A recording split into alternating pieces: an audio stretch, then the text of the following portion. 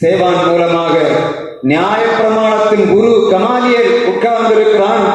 அண்ணா காய்வா பிரதான ஆசாரியர் உட்கார்ந்திருக்கிறார்கள். அவளிடத்திலே சொல்லுகிறான், நீங்கள் கையில் வைத்து பிரயோகிக்கிற அந்த நியாயப்பிரமாணம் மோசையின் மூலமாக கொடுக்கப்பட்டது. எப்படி அவன் இஸ்ரவேல் ஜனங்கள் வணங்கா களத்துள்ளவர்களாக இந்த மோசை நாட்களிலே மோசே 40 நாட்கள் சீனாய் மலைக்கு போய் ஆண்டவர் கட்டளையிட்டது போல நியாயப்பிரமாணத்தை பெற்றுக் கொள்ளும்படியாக மலை ஏறி இருக்கிறான். ஆனால் 40 நாட்களுக்குள்ளாக இவர்கள் வணங்கா களத்துள்ளவர்களாக எங்களை எய்திருந்து எடுத்துக்கொண்டு கொண்டு வந்த மோசைக்கு என்ன சம்பவித்தது என்று தெரியவில்லை. எனவே எங்களுக்கு முன் செல்லும் தெய்வங்களை உண்டாக்க வேண்டும் என்று சொல்லி அவர்கள் கேட்கிறார்கள். இப்பொழுது அங்கே விக்கிரக ஆராதனை ஆரம்பிக்கிறது.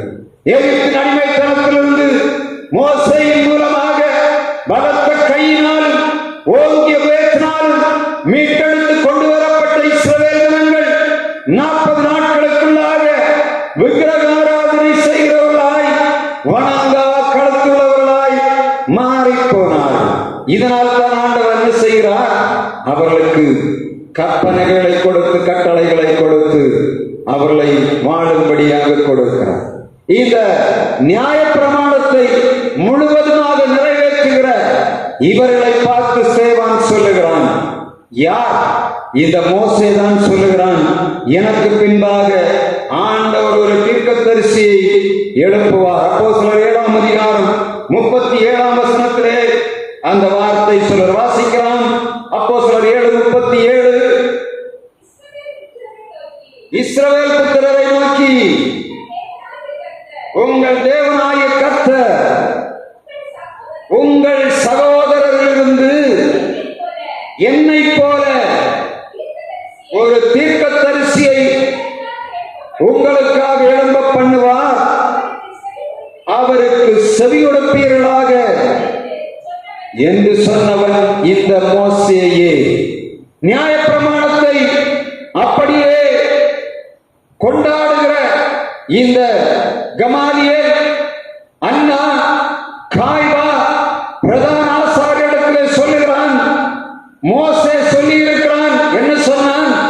என்னை போல ஒரு தீர்க்கதரிசியை ஆண்டவர் எழுப்புவார், நான் செய்கிற எல்லா காரியங்களையும் அவரும் செய்வார், அவருக்கு செவி உடுப்பீர்களாக.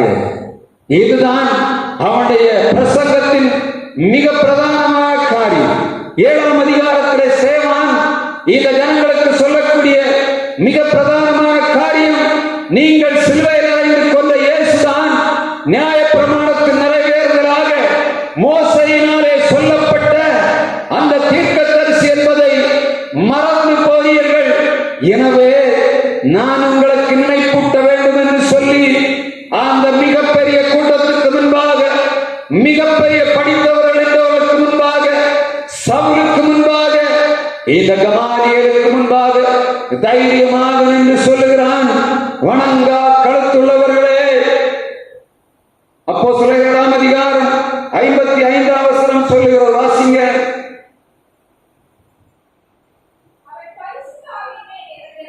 நிறைந்தவனாய் 51ஆம் வசனம், வணங்கா களத்துள்ளவர்களே, இருதயத்திலும் செவிகளிலும் விருத்த சேதனம் இல்லாதவர்களே, உங்கள் பிதாக்களைப் போல நீங்களும் பரிசுத்த ஆவிக்கு எப்பொழுதும் எதிர்த்து நிற்கிறீர்கள்.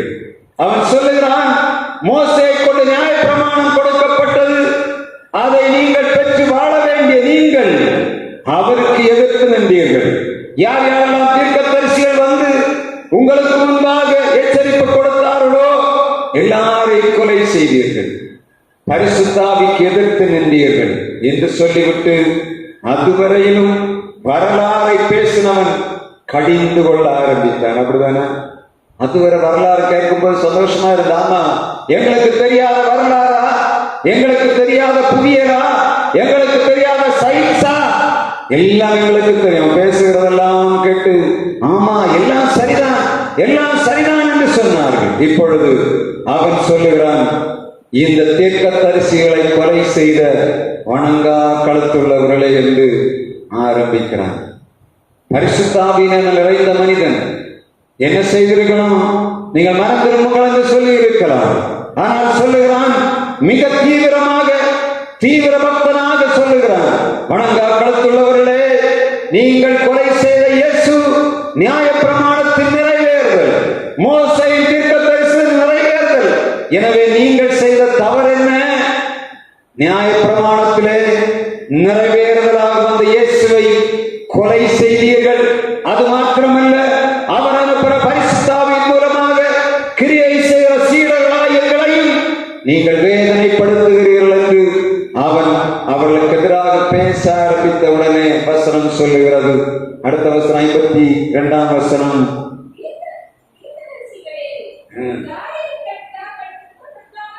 துன்பப்படுத்தாமல் இருந்தார்கள். நீதிபதிகளுடைய வருகை முன்னறிவித்தவர்களை அவர்கள் கொலை செய்தார்கள்.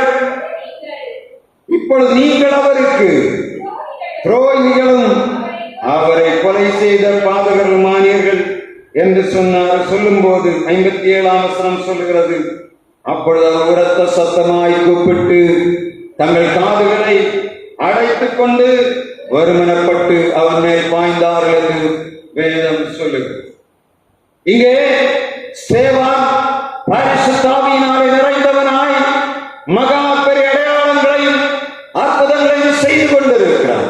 ஆனால் வணங்கா களத்துள்ளவர்களே, நீதிபதிகளை கொலை செய்தீர்கள் என்று சொன்ன உடனே இவன் மேல பார்க்கிறான். முடிவு வந்து விட்டது. எப்படி? மேல வானத்தை எண்ணாந்து பார்க்கிறான். வானம் திறந்து விட்டது. ஊழியம் நிறைவுக்கு வருகிறது என்பதை அவன் தெரிந்து கொண்டான். வானம் திறந்தாச்சுன்னா தெரியல, அவனுக்கு சந்தோஷம் வந்தாச்சு. என்னுடைய ஊழியத்துக்கு முடிவு வந்தாச்சு. இப்பொழுது மேல திறந்து பார்க்கிறான். கண்ணை ஏறெடுத்து பார்க்கும் போது வானம் திறந்திருக்கிறதை காண்கிறான். பிதாவின் வலது பாரிசத்திலே இயேசு நின்று கொண்டிருக்கிறார். அங்க அவருக்கு தெரிந்தாச்சு, இவருக்கு முடிவு எழுதப்பட்டாச்சு. அவருக்கு தெரிந்தாச்சு, இனி என்ன பண்ணணும்? முடிவு வந்தாச்சு. சந்தோஷமாக பிரசங்கம். எப்படி? வணங்கா களத்துள்ளவர்களே, நீங்கள் கொலை செய்த இயேசுவை, அவர்தான் இந்த நியாய பிரமாணத்தின் நிறைவேறுதலான யார்? கிறிஸ்து இரட்சகர் என்பதை அவன் சொன்னவுடனே வானம் திறக்கப்படுகிறது. இவர்கள் வெளியே கொண்டு போய் அவனை கல்லறிகிறார்கள். முடிவு என்ன தெரியுமா? அவன் பரலோகத்துக்கு போகிறான்.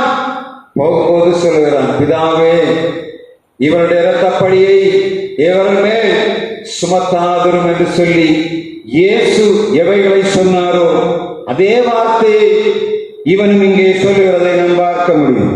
அப்பொழுது கர்த்தராகிய இயேசுவே, என் ஆவியை ஏற்றுக்கொள்ளும் என்று சொல்லி அவன் ஸ்தேவான் தொழுது கொள்கிறேன் அவனை கல்லறிந்தார்கள். இங்கே வசனம் சொல்லுகிறது, அவர்கள் கல்லறிந்து அவனை பார்த்து கல்லறிகிறார்கள்.